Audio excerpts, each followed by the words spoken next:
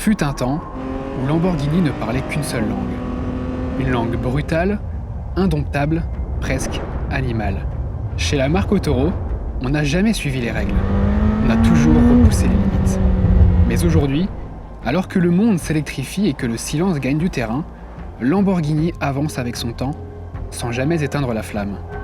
Ce n'est pas une rupture, mais un nouveau chapitre, où la performance ne disparaît pas, elle se réinvente. Dès lors, que devient l'ADN d'une marque aussi légendaire quand la fée électricité s'invite sous le capot? Peut-on vraiment conjuguer émotion pure et futur durable? Voici comment Lamborghini prépare l'après, sans jamais renier ce qu'elle a toujours été.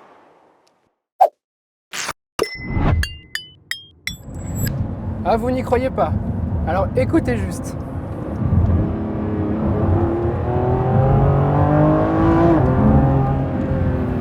Ce son, cette mélodie même je dirais, eh bien c'est tout simplement celle d'un V12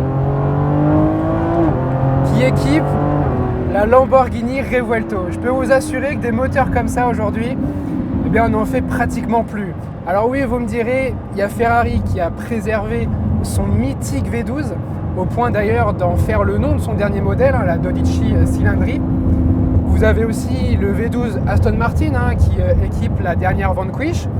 On peut également citer le V12 BMW utilisé par Rolls ou encore le V12 chez Pagani.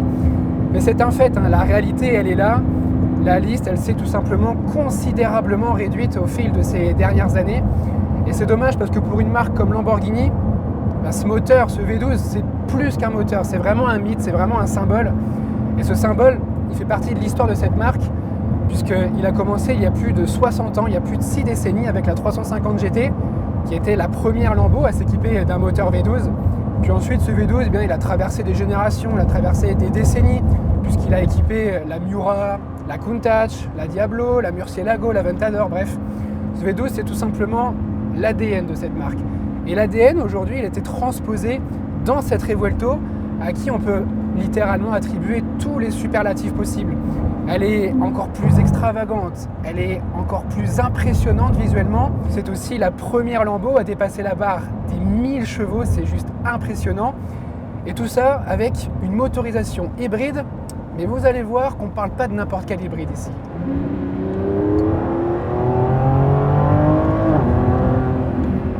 Oui, la Revuelto est rechargeable, dotée d'une prise et d'un câble, comme tout hybride rechargeable classique.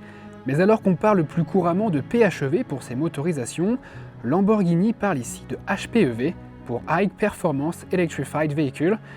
Pourquoi ce terme? Eh bien tout simplement parce qu'ici l'électrification n'est pas du tout pensée pour l'efficience, mais bien pour la performance. Et depuis l'avènement de l'électrification ces dernières années, eh bien, ces constructeurs de prestige, type Lamborghini, Ferrari, Aston Martin, McLaren, etc., utilisent cette électrification pour la performance et non pas vraiment pour se donner bonne conscience. Exemple typique avec cette Revuelto justement, puisqu'elle affiche une puissance combinée, donc moteur thermique plus les moteurs électriques, de 1015 chevaux. Rendez-vous compte, c'est juste ahurissant. On n'est plus du tout dans l'univers des supercars tels qu'on les connaissait il y a encore quelques années. On a vraiment franchi un palier, on a vraiment franchi un cap. On peut dire maintenant qu'on est dans le monde des hypercars. Et pour moi, c'est un monde qui a été créé il y a plus de 2 décennies. Parce que je me souviens de la sortie de la Bugatti Veyron il y a tout pile 20 ans, justement qui dépassait la barre symbolique des 1000 chevaux. Et pour moi, cette voiture, elle était à ranger dans une autre catégorie. Elle était à part dans le monde automobile. Et aujourd'hui, 20 ans plus tard, on voit que beaucoup de supercars dépassent largement ces puissances hallucinantes. En fait, on peut dire que ce monde, il s'est un petit peu banalisé aujourd'hui. Banalisé, je vous l'accorde, le terme il est peut-être mal choisi, puisque quand on découvre les lignes de cette Revuelto, elle est tout simplement loin d'être banale. Et puis ici en Italie, elle passe pas du tout inaperçue et c'est normal. Et puis comme beaucoup d'Italiennes, eh bien, il faut le dire, elle attire quand même beaucoup les regards. Pourtant, la Revuelto ne cherche pas à être belle, elle cherche avant tout à impressionner. Chaque ligne est tendue, chaque surface semble taillée dans la matière. Le design pose les bases, il raconte en fait la puissance. À l'avant, le nez est plongeant, le regard acéré, presque menaçant. De profil, la silhouette est basse, très large, les prises d'air guident autant le flux d'air que le regard et nous amènent à ce V12 qui s'expose sans complexe, juste devant des sorties d'échappement hexagonales et ce diffuseur impressionnant. À l'intérieur, le décor change, mais l'esprit reste le même. Tout est pensé autour du conducteur. L'habitacle, plus généreux que sur les Lamborghini précédentes, accueille désormais les grands gabarits avec aisance.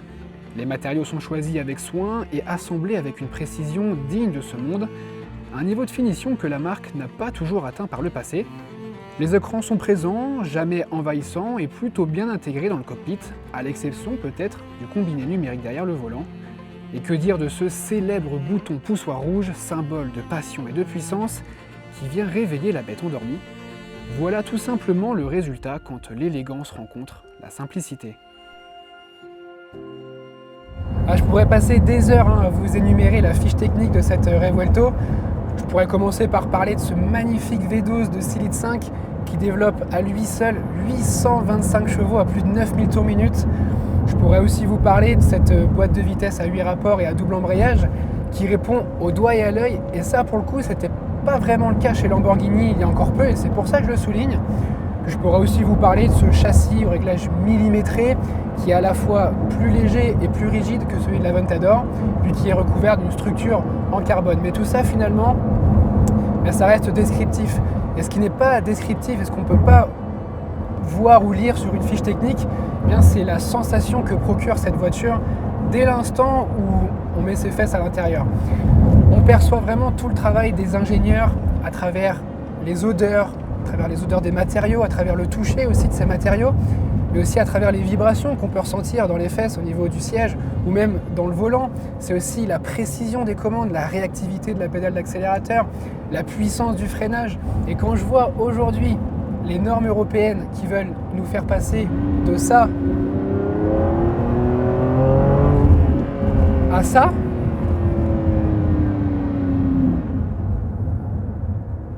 je n'ai même plus les mots.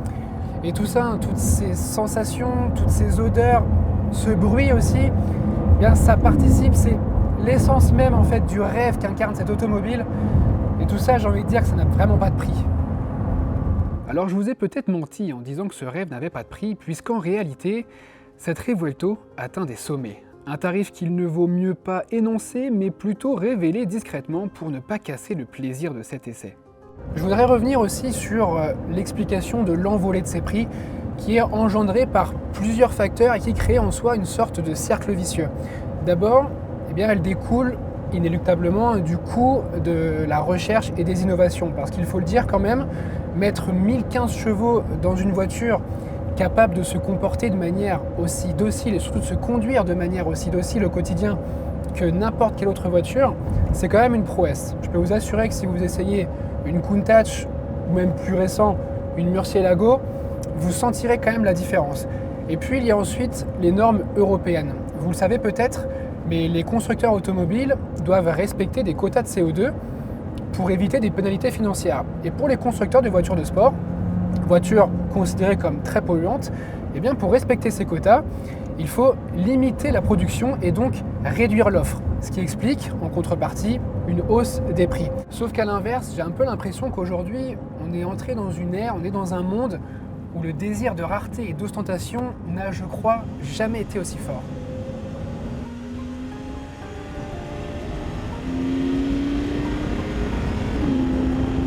Ce qui me peine aussi parfois, c'est de voir que des clients fortunés sont prêts à lâcher des centaines de milliers d'euros, voire quelques millions d'euros même, pour une voiture qu'ils n'ont parfois jamais vue, ou tout simplement pour mettre leurs fesses une seule fois dedans et puis ensuite la laisser au fond d'un garage pendant des années. Et en tant que passionné, moi ça m'embête quand même beaucoup. Alors vous me direz peut-être, qu'est-ce que ça peut te faire? De toute façon, tu n'auras certainement jamais le budget pour acheter ce genre de voiture. Oui, vous avez certainement raison, mais personnellement, ma passion pour l'automobile, elle est née quand j'étais gamin, quand j'allais avec mon père au Mondial de l'Auto, voir des Ferrari, des Lamborghini, ou quand on rencontrait des propriétaires passionnés qui étaient très heureux de discuter avec nous, quand on tournait autour de leur voiture, ça crée des vocations. Ces voitures, il faut savoir aussi qu'elles sont là pour créer des vocations. Et j'ai l'impression un petit peu qu'aujourd'hui, ces vocations, elles se perdent. Et d'un autre côté, je suis quand même rassuré d'avoir vu à Rétromobile, notamment lors du salon Ultimate Supercar Garage, beaucoup de jeunes et d'adolescents avec leurs appareils photo, leur téléphone en main, passer des heures à contempler ces merveilles, ça aussi c'est très rassurant. Mais ces autos, ces voitures de sport modernes type Lamborghini Revuelto, Ferrari F80 ou encore McLaren W1 pour ne citer qu'elles, eh bien je pense qu'elles ne prendront pas autant de valeur qu'espéré aujourd'hui. On le voit d'ailleurs justement chez Ferrari avec la SF90 qui perd de la valeur, sa cote est en chute libre depuis qu'elle a été lancée.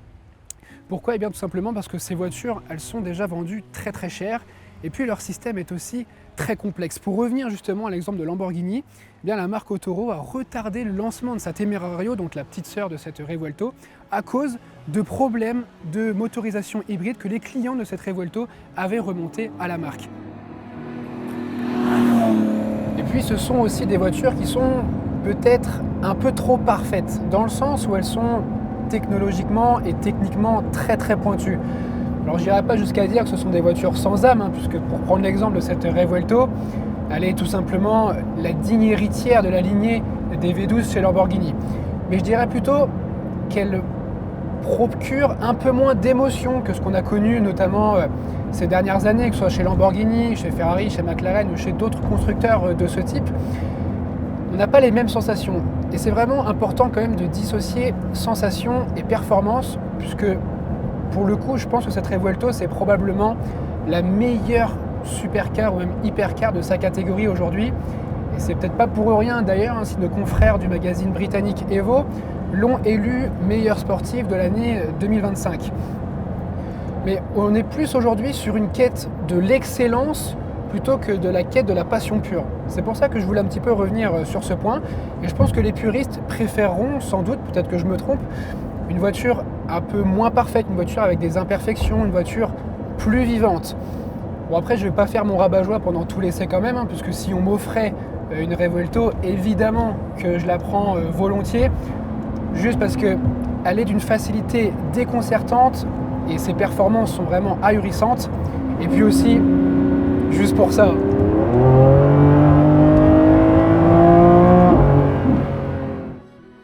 Après avoir dompté la foudre, il est temps de changer de registre. Nous prenons le volant de la petite sœur de la Revuelto, la Temerario, pour arpenter les routes de cette région des Pouilles, dans le sud de l'Italie.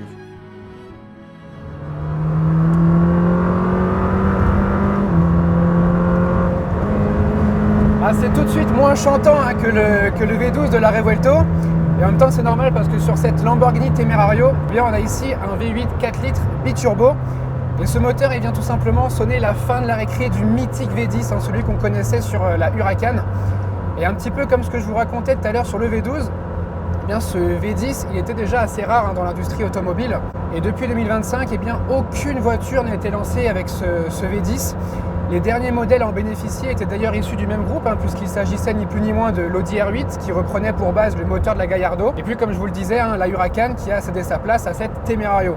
Et rien qu'en disant ça, en fait cette Temerario, je trouve qu'elle perd déjà un peu en intérêt, même s'il faut dire que son V8, la sonorité de son V8 reste quand même assez envoûtante, ça reste quand même vraiment sympa.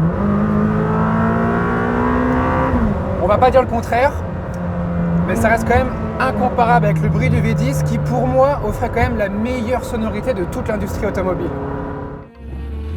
Alors qu'est-ce qu'elle a de plus à offrir cette Temerario par rapport à sa devancière? Sans surprise, j'ai envie de dire une puissance fulgurante, 920 chevaux, rendez-vous compte, c'est presque 300 chevaux de plus que la Huracan la plus puissante. Là encore, on peut dire merci à l'électrification, même si le V8 tire à lui seul 800 chevaux, et qu'il est capable de prendre les 10 000 tours minute. Ce moteur V8, il est donc associé à 3 moteurs électriques. Vous en avez un premier qui est positionné juste derrière moi, entre le V8 et la boîte de vitesse, et les 2 autres moteurs électriques qui sont logés sur le train avant. Et cet ensemble, eh bien, il permet à la Temerario de rouler en mode 100% électrique sur une petite dizaine de kilomètres. Alors c'est intéressant en soi parce que c'est plutôt pratique en ville, notamment quand on veut essayer d'être discret ou quand on ne veut pas forcément réveiller ses voisins. Et puis cet ensemble électrique, il assure aussi la transmission intégrale et c'est lui qui va gérer le torque vectoring. Alors concrètement, il faut oublier les systèmes de différentiel que l'on connaissait à l'époque. Désormais, ce sont les moteurs électriques qui vont gérer ce système. Comment? Tout simplement, en fait, chaque moteur va délivrer une puissance différente à chacune des roues, mais toujours dans le même but. C'est toujours de ralentir la roue qui est à l'intérieur du virage pour donner plus de puissance à celle qui est à l'extérieur. Et ce système va en fait permettre d'aider la voiture à pivoter dans les virages et ça va ensuite renforcer la sensation d'agilité et de légèreté. Mais pour le coup, je parle bien de sensation parce qu'il faut quand même savoir que cette Temerario, elle pèse tout de même près de 1700 kg sur la balance. C'est plus de 200 kg supplémentaires que la Huracan qu'elle remplace. Alors cette Temerario, elle a beau avoir les meilleurs systèmes électroniques qui sont vraiment très efficaces, ça remplacera jamais vraiment la légèreté. Et c'est là qu'on se dit finalement que notre Alpine A110 nationale, elle est toujours considérée comme l'une des meilleures sportives de sa catégorie grâce à sa légèreté, malgré sa puissance qui est quand même relative. Comme sa grande sœur, la Temerario n'est pas qu'une voiture, c'est une sculpture en mouvement où chaque ligne, chaque détail exprime la performance. Moins agressive que la Huracan qu'elle remplace, elle reste pour autant fidèle au code Lamborghini, avec un capot plongeant, une signature lumineuse tranchante et des formes hexagonales. Les flancs semblent taillés à la serpe, alors qu'à l'arrière, les larges pneus sont apparents et séparés par un immense diffuseur. La Temerario allie pureté des lignes et agressivité. C'est une Lamborghini moderne, mais fidèle à son ADN, audacieuse et performante. À l'intérieur, la Temerario adopte, comme sa grande sœur une fois encore, la philosophie du cockpit. Là encore, les écrans digitaux sont bien intégrés à la planche de bord, bien que celui du conducteur, dénué de casquette, comme pour la Revuelto, manque un peu d'élégance. Les matériaux sont une nouvelle fois dignes de cet univers. La position de conduite basse, le toit profilé et la planche de bord orientée vers le conducteur renforcent cette sensation où tout est pensé pour la conduite, le plaisir et l'émotion.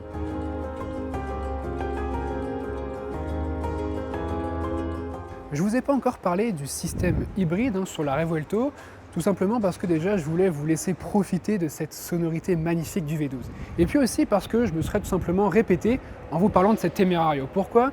Eh bien parce que les deux autos profitent du même système hybride. Elles sont toutes les deux dotées, dans leur tunnel central, d'une petite batterie de 3,8 kWh. Alors c'est une petite batterie pour un véhicule hybride rechargeable, c'est plus petit que ce qu'on connaît sur les véhicules généralistes. Et puis cette batterie, elle nécessite que seulement 30 minutes d'attente sur une borne de 7 kW pour être rechargée. Mais quand on n'a pas envie d'attendre dehors parce qu'il ne fait pas très beau comme aujourd'hui ou parce qu'il fait un petit peu froid, eh bien il y a une autre solution pour recharger cette batterie qui prouve encore une fois que Lamborghini n'utilise pas l'électrification pour se donner bonne conscience, mais plutôt pour aller chercher la performance. Et cette solution, elle est relativement simple puisqu'il suffit de basculer ce petit bouton sur le mode recharge pour que le V8 s'active, monte un peu plus haut dans les tours et recharge cette batterie. Et une fois que la pile elle est complètement pleine, ça prend pas beaucoup de temps, il suffit de quelques gros freinages aussi pour l'aider à se recharger, et bien on peut exploiter toute la cavalerie, les 920 chevaux de cette Temerario, puisqu'elle peut tout simplement atteindre 340 km/h en vitesse de pointe, et puis surtout elle expédie aussi le 0 à 100 en seulement 2 secondes 7, c'est vraiment exceptionnel, et c'est même mieux que sa principale rivale, la Ferrari 296. Et finalement c'est là qu'on se dit que on comprend pourquoi Esteban Ocon a décidé de vendre sa Ferrari 296 GTB pour passer justement chez l'ennemi juré Lamborghini. Une chose est sûre, c'est que l'éternel combat entre Ferrari et Lamborghini n'est vraiment pas prêt de se terminer. Et ce qui n'est pas prêt de s'arrêter aussi, c'est la légende Lamborghini.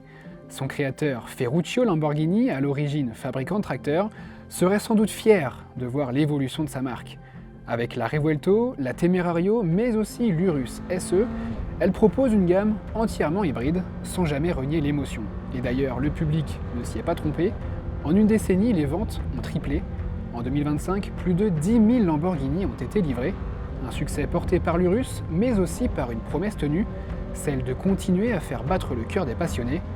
Oui, Lamborghini crée toujours des machines qui font frissonner et rêver, des voitures qui parlent au sens, avant la raison. La conscience, elle, attendra encore un peu. Le projet d'une Lamborghini 100% électrique a été repoussé, mais pour Lamborghini, comme pour toutes ces marques automobiles, il ne s'agit pas seulement de voitures, il s'agit aussi de survie. Et tant que la passion brûlera à Sant'Agata, Lamborghini avancera, à sa manière, indomptable, intransigeante, mais vivante.